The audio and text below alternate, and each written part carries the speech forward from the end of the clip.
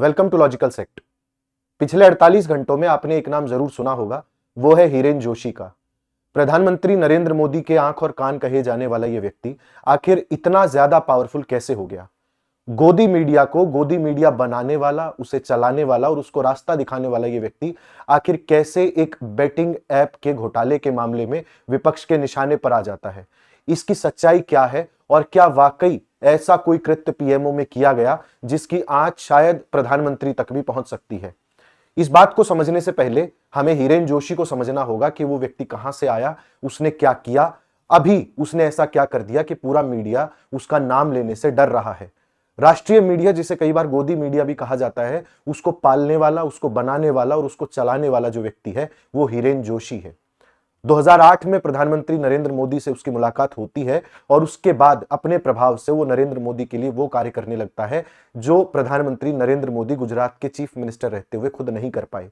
प्रधानमंत्री ने अपने एक इंटरव्यू में कहा था कि गुजरात में एक काम जो वो नहीं कर पाए वो था मीडिया को मैनेज करना। अगर वो मीडिया को थोड़ा सा बेहतर मैनेज कर लेते तो शायद उनकी छवि और ज्यादा बेहतर होती और लोग उनको उस तरीके से परस्यू करते जैसे वो चाहते थे। हिरेन जोशी, जो कि पढ़ाई लिखाई से एक इंजीनियर थे, एक कॉलेज में सहायक प्रोफेसर की नौकरी कर चुके थे, राजस्थान से आते थे, वो गुजरात में नरेंद्र मोदी के करीबी बन जाते हैं और जब प्रधानमंत्री 2014 में नरेंद्र मोदी बनते हैं तो थोड़े ही दिन बाद उनको दिल्ली बुलवा लिया जाता है। उन्हें पीएमओ में ओएसडी का पद मिलता है और आईटी और कम्युनिकेशंस की जिम्मेदारी मिलती है। पहले प्रधानमंत्री के लिए यह काम बहुत सारे व्यक्ति अलग अलग तरीके से करते थे, लेकिन हिरेन जोशी ने बाद में इस जिम्मेदारी को पूरी तरीके से अपने अंडर ले लिया। उन्होंने राष्ट्रीय स्तर पर गोदी मीडिया बनाने की कोशिश की। गोदी मीडिया, जिसे आज हम उन एंकर्स और मीडिया हाउसेस के तौर पर जानते हैं जो सरकार के मुखपत्र बन करके रह गए हैं। हिरेन जोशी एंकर्स को और एडिटर्स को, ऐसा आरोप है कि व्हाट्सएप के जरिए ऐसे मैसेजेस फॉरवर्ड करता था, हेडलाइंस देता था और किस एंगल पर किस तरीके से बात करनी है और किस व्यक्ति को दिखाना है, किसे नहीं दिखाना है, यहां तक तय किया जाता था। साल 2023 में आम आदमी पार्टी के संयोजक अरविंद केजरीवाल ने हिरेन जोशी पर आरोप लगाए थे कि वो एडिटर्स को धमका करके अरविंद केजरीवाल के इंटरव्यू गोदी मीडिया पर चलने नहीं दे रहे थे।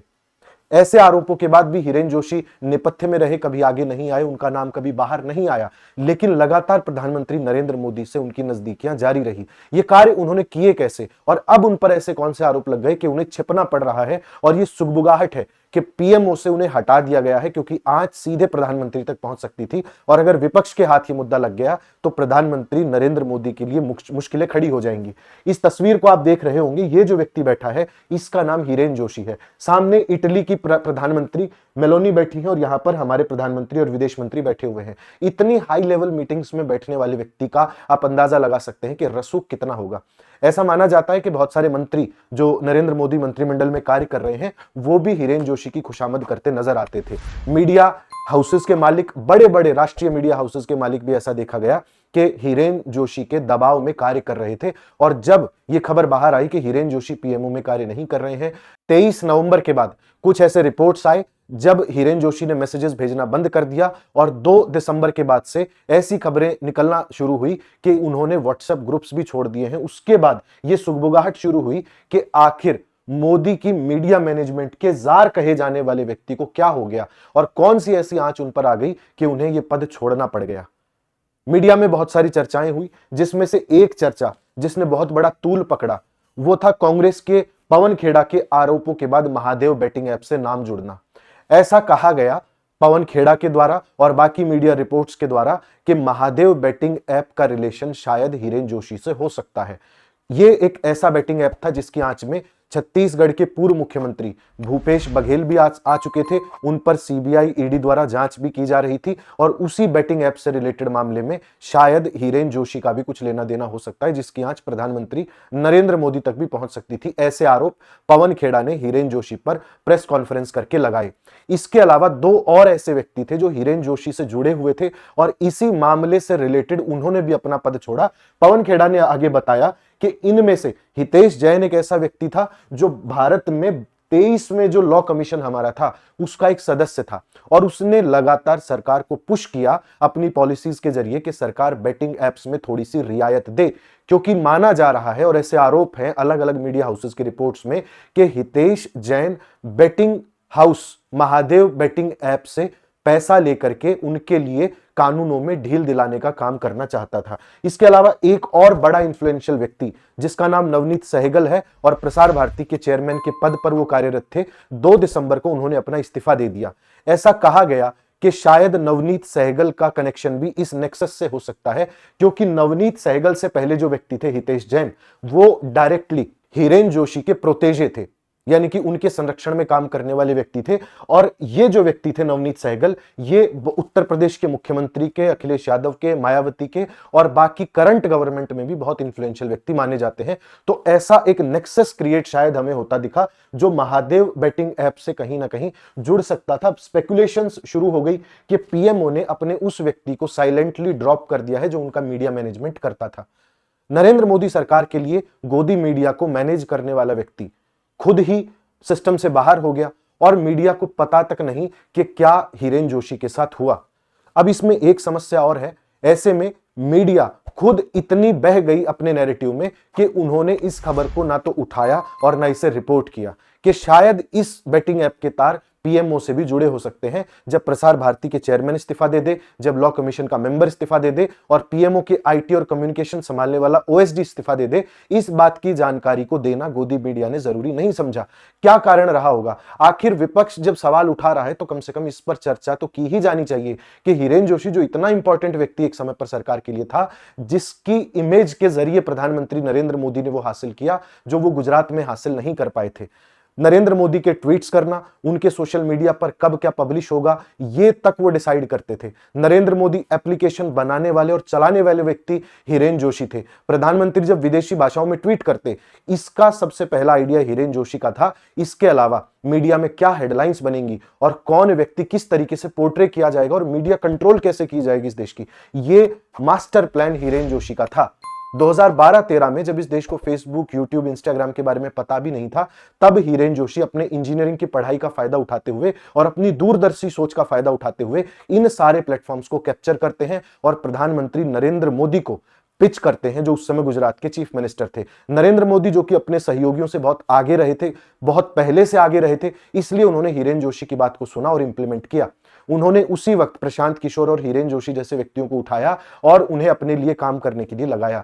हिरेन जोशी उनके साथ जुड़े रहे, बाकी लोग उन्हें छोड़ करके जाते रहे, लेकिन बीजेपी में आईटी सेल का निर्माण करना, विपक्षी नेताओं की ट्रोलिंग करना और विपक्षी नेताओं को पप्पू और मोनी बाबा सिद्ध करवाना, यह सब हिरेन जोशी का प्लान था, जिसमें वो बहुत हद तक सफल हुए। जब तक देश के आम नागरिकों को यह पता नहीं चला कि यह सब आईटी सेल का करिश्मा है या सब प्रोपेगेंडा फैलाया जा रहा है और मीडिया गोदी मीडिया बन चुका है, तब तक हिरेन जोशी किसी की पकड़ में भी नहीं आए और देश ये समझ भी नहीं पाया कि उनके साथ हो क्या रहा है।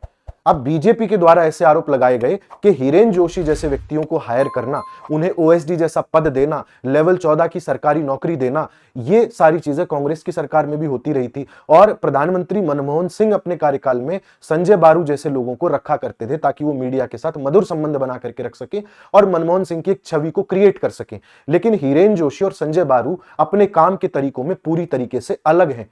हिरेन जोशी मीडिया के साथ गर्म जोशी वाले संबंध बनाने पर विश्वास नहीं रखते जैसा संजय बारू रखा करते थे।